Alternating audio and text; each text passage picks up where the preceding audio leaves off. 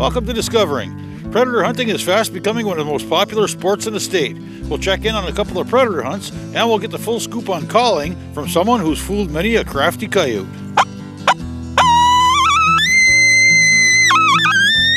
Sit back, put your feet up, it's Monday night, and time for Discovering. The secret streams that flow beneath the cliffs of colored stone. Forest thick and healthy with birch and pine and oak. Surrounded by the greatest lakes this world has ever known. The black bear's awesome presence as he roams the hills and fields. Call of the timber wolf, the loon's lonesome trill. The eagle soaring high above, the trout lies deep and still. These are what I treasure, the only way I measure feelings that I have for this fine land. There is so much to discover when you're a long-time lover of northern Michigan.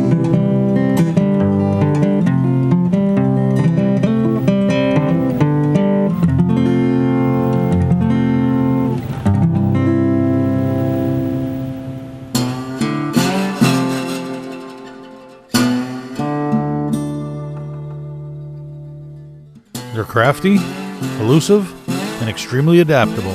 They can thrive just about anywhere. With numbers on the rise, coyote hunting is becoming more and more popular. And one of the most popular ways to do it is by calling. Calling coyotes with handheld or electronic calls is the fastest growing hunting sport in Michigan. I spent some time with UP predator hunter Skip Van Buren to find out how it's done. It's a hand call. It's made out of a buffalo horn. It imitates a male coyote that's looking for a girlfriend, and he's going to do this.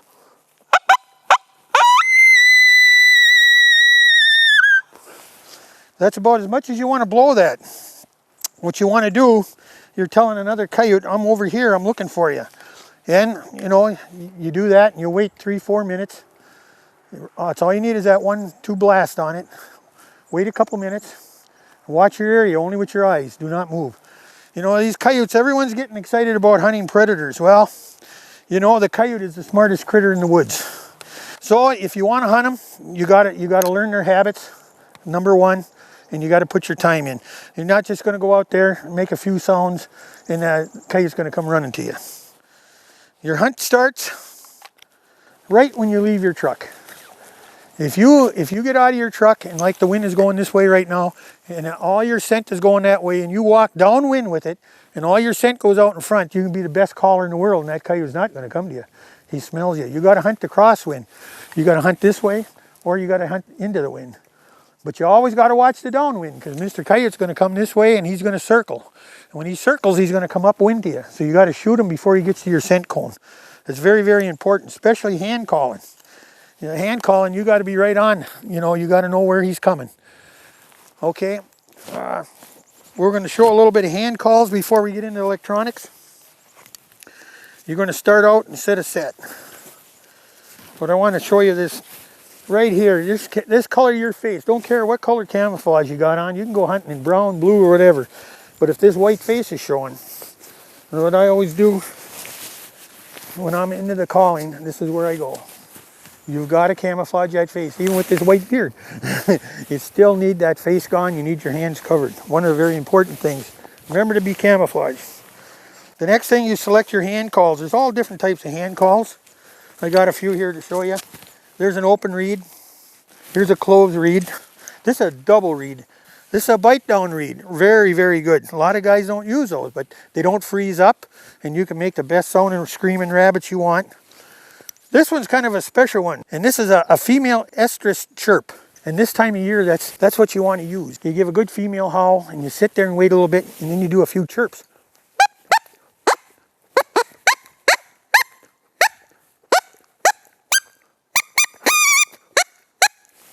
And you do that for a few minutes. Actual female coyote that's coming in heat or wants a partner, she's going to sit there and chirp to him. And then that male, that big dog male is going to come. Even though they hook up you know, together. One male, he takes care of the female. Yeah, he'll step out on her if there's one chirping, you know, and you got a chance for him to come. And that really works pretty good at this time of year.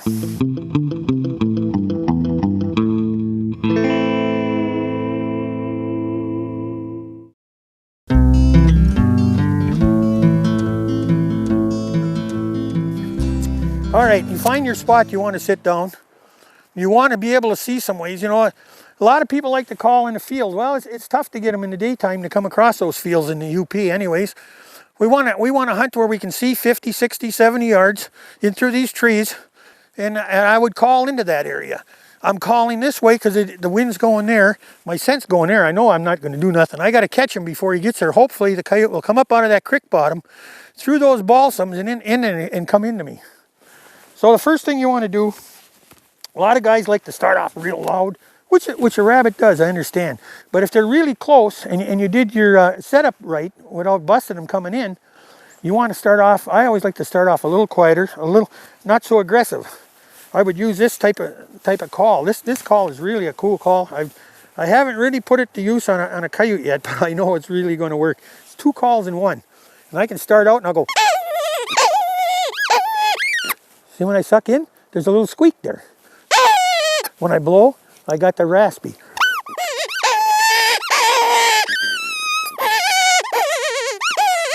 All that sound ain't coming from just the air. It's coming from your belly.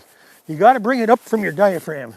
A lot of guys will go and go and wonder why there ain't nothing coming. Making the wrong sound. That's all you got to do is learn to make it sound like he's really pitiful dying. And it'd be like this.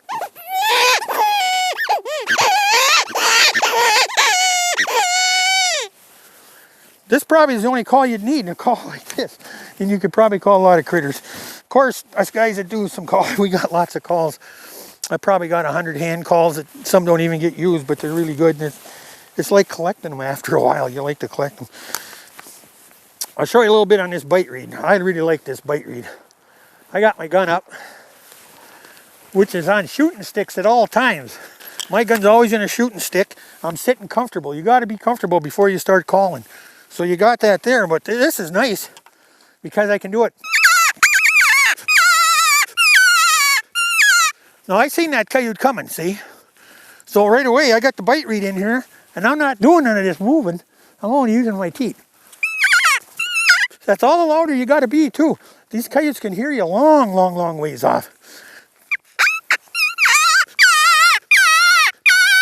So I'm on him now. He stops. The old Mini 14 will take care of him. We got an open reed call here too I didn't show. Open reed, they never freeze. Takes a little bit more to learn to use one of these. You got to use your lips and your tongue. I can make a coyote haul with this even.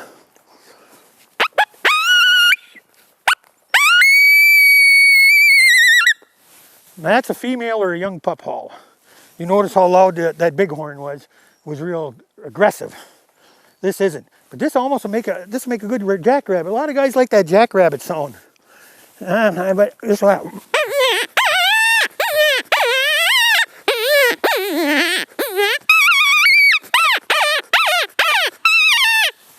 You know, for an open reed, it's pretty good and it don't freeze on you.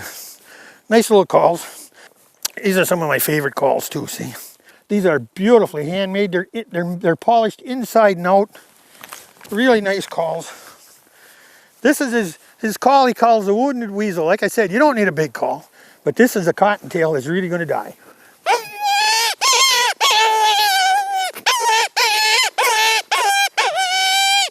Now, if that coyote is hungry, fox is hungry, gray fox, red fox, coyote, they hear this one, they're coming. A lot of people love to deer hunt, and so do I. What do we do nowadays? We sit in a bait pile and wait for the deer to come eat. When you're calling, your supper, they're coming to you. That's what makes it exciting. And if you're not on shooting sticks, you're going to miss them, especially your first coyote. I mean, you go like this. It's just the hair standing right up on your head when they come in close to you. Sometimes they come really close and they come fast. So it's pretty good. Now here's another bite down. See, I can do it quiet, or I can get up top.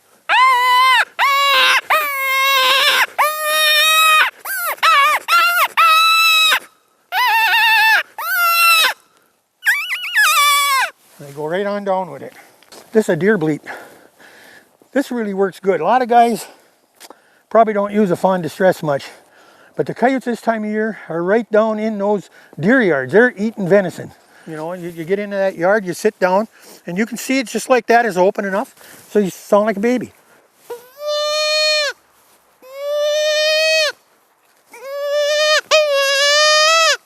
And that's all you want to do, because that's what a little fawn to do. You know, if he's really screaming, well, then there's something on him.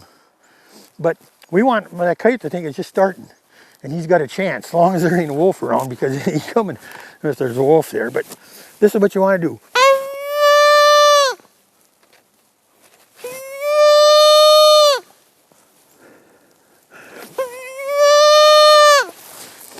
That's your baby deer distress, and it actually works most of the year, but it really works late. Now we're getting into March, into February, March. The deer are starving this year. They're really hungry. They're up to their bellies in snow. The coyotes aren't moving much. They're up to their bellies, so they're saving their energy. But they get in the deer yards. The trails are made for them. They get an injured deer, or if one pulls one down, you know, whatever. This one will get them in the deer yards. This is kind of a secret I shouldn't tell. This works.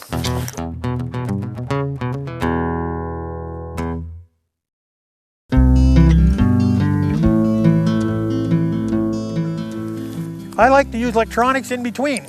This is one of my Fox Pros. I have a bunch of different electronic calls. They call that a mojo critter on top. I've got all kinds of different things I put on top there. I've had red-tailed hawks. I've had owls come and try to take it away on me.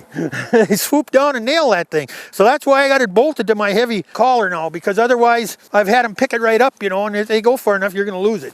You know, I start out, give a little coyote maybe, a little call like that, not much, a few barks and howls, especially this time of year, and then I'll switch it over.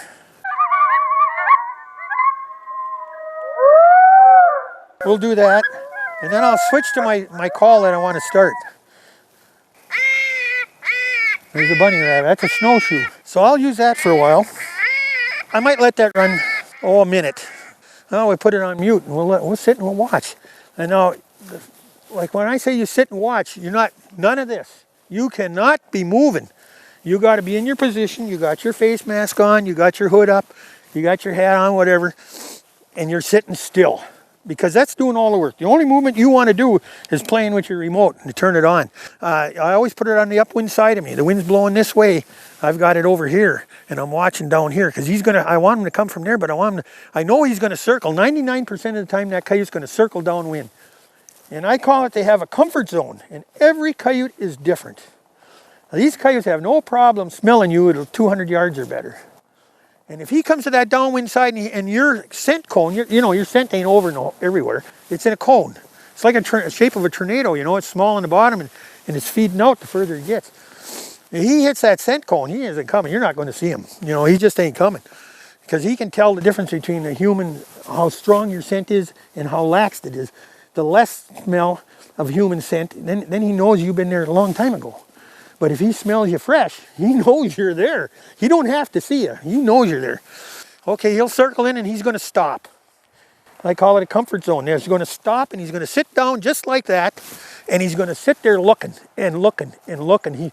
He hears this thing crying, so what is he doing? He's looking for movement. Because he lives with his eyes, his ears, and the old beak, and he can use her good. I mean, you know, that's exactly what he's doing. He's smelling the air currents, and he's trying to find out, you know, there's a rabbit out there, who's killing it, whatever's going on. So you got to watch for that. Now, some might sit at 50 yards, some might sit at 150 yards and do that, and watch for you. You start, you know, he knows the calling's been done, it's off, so then you start it up again. I like little bits of volume. I don't like a lot. Right at first, you know, in case they're within a few hundred yards, he can hear that. Okay, nothing's come, nothing's moved. I'm on the stand 10 minutes already and nothing. Because usually, if something's close, they're there within that time. You turn her up a little bit, you know, and then I'll turn it down as it's going. Then I might turn it up again. This is another little trick that a lot of people don't use. But then I'll turn it down again. Because that, he knows that little old rabbit can't scream that high forever. So you turn it down just a little bit. The smart coyotes, and they're all smart. Okay, I'll go back to mute. All right, we're on stand 15, 20 minutes, nothing come in. And this time of year, you got to be on stand a little longer because they're not racing in like they usually do it. They're conserving their energy. They're coming, but they're coming slow, you know, and they know it's still screaming. So, you know, after about 20 minutes, boy, that's, in the fall, I'm gone already. I wouldn't wait any longer. In the wintertime, 45 minutes isn't too long to be on stand. I'll go through those sequences, and then what I do, the same as when I shoot, this is what happens. It's a distressed coyote. It's actually pups that are screaming. That's just like you took your puppy, somebody kicked your puppy. Hear that? That's a coyote getting beat up right now. He's screaming. And I want that to run for about 2 minutes anyways. And this at the end of my stand. At every stand I quit, that's going to come on. Female coyote out there, even a male, they're going to come see who's beating up that pup. You know, so that works pretty good. When it's done, don't get up right away. That's the biggest mistake these guys are making. What do? They get done calling, or they're all out of wind calling on these. What do? They stand up, go get their stuff right away. Big mistake. Number one mistake. Sit there for 5 minutes as quiet as you were sitting earlier. Just sit there and watch. Because like I said, remember, he comes in and he'll stop out there and he's going to sit like a dog. He's going to sit there and listen and watch and smell. He might take a little longer than most. You know, this might be a good one. All of a sudden, everything's done. It's over with. No, he ain't coming to eat. He's coming curiosity. That's the trick to kill them coyotes in the wintertime when you can't get them to come, or even in the fall, when you can't get them to come to a distressed animal dying. Curiosity kills them. He just can't stand it no more. He knows there's a puppy over here getting hurt. You might want to throw a female howl in there or a male howl, you know, in with it. You can do it right on your horn when you got it. You can have that on your neck when that's going. Actually, I like to use hand calls and my electronics together. But that's a really important one, is just stay motionless for at least 5 minutes and just hunt with your eyes. If you got to move your head, you got to move very, very, very slow. But just hunt with your eyes and be ready. Boy, a lot of time, there they are. Bang. You're not even going to see them until you hear that stump. Poof. They appear like a ghost. That's how quick they come sometimes. Because they know how to use every nook and cranny in the woods. And in a field, you'll really find out in the field. You got them little dives and dumps, and when you get out there, everything looks flat. He's coming in. You don't even see him until he's on top of you.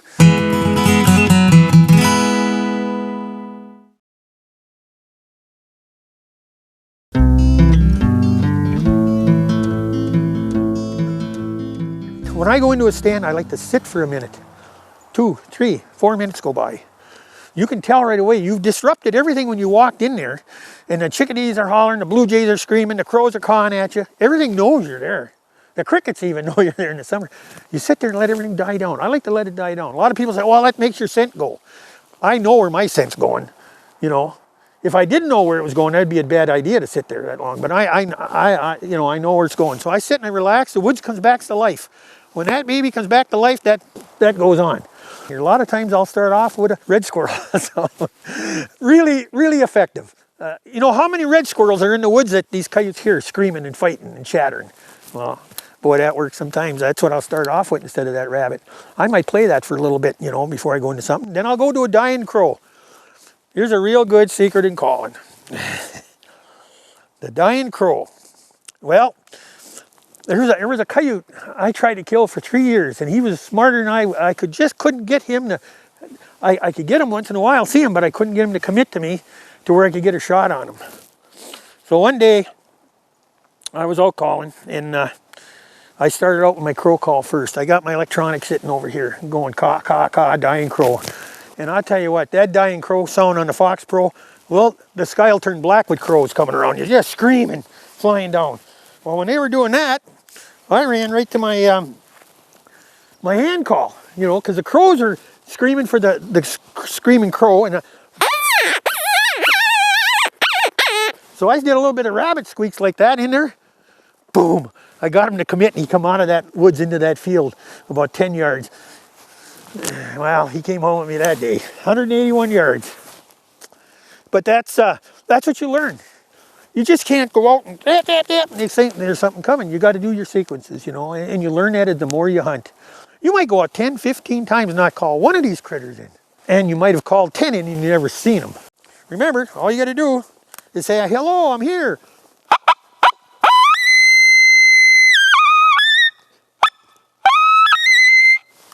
That's all you got to do. Sit and wait. Go into little calls. If you haven't tried predator hunting, give it a whirl and check around. You'll most likely find a predator hunt taking place in your area. I checked in with a couple of groups who've been doing it for quite a while. We were one of the very first ones, and it was, of course, at that time there were very few hunts around, so we got a lot of hunters, and a lot of predators were brought in. We had a lot of animals that would hang up, but I think it's a tribute to the guys that are out there. They're engaging in responsible hunting. They're using good, responsible sportsman tactics to get the animals and such, and going for clean kills and such, which is something that we're always striving for. So over the years, I think we've gotten smarter about how we hunt. The guys have gotten better techniques. They have the calls, learn more about the habits of the animals, so that they're able to get some success when they're out in the field for a few nights. Well, we started about 10 years ago. It went very well. We used to do it at a local camp, and it got so big that we moved down here to a local establishment, and we'll have over 100 people participate today. This year was a little slow on the hunting. I think the weather conditions, a lot of snow. Everybody that signs up today will win a prize. Everybody wins at this gathering here today. Yep, we have over 140 prizes along with a couple guns, and then we have a 2-month raffle on the guns for predators also. So we give a ticket out to anybody that gets a predator, and they can register it in a drawing for a rifle. And that one's free. And that one's free. Today to get in is a $10 cost, but you get your $10 back in a prize, plus all the food and beverage you want for the day. It's just a good time to get together this time of the year. It's a nice thing to do this time of the year. Everybody, all the people that love to hunt and that get out in the woods and enjoy the outdoors. Well, that's it for this week. Thanks for watching, and we'll see you next week right here on Upper Michigan's very own Discovering.